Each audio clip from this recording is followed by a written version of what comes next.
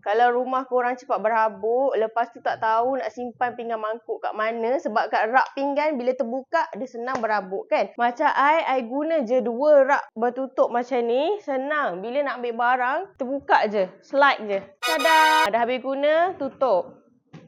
Sebab rak macam ni, bila kita ada anak kecil, dia suka explore. Jadi bila tempat terbuka tu, dia akan ambil barang dan senang pecah. Lepas tu, ni cermin dia tau. Cermin dia ni kaca. Tapi, ini dia punya plastik lah kat luar. I tak buka. Actually, kalau you beli, you nak buka, you buka. Macam I tutup. Tetamu datang ke, dia tak tahu kat dalam. Lagi-lagi, I ada anak kecil. Bila anak I nampak apa kat dalam ni, dia jadi macam teruja nak buka.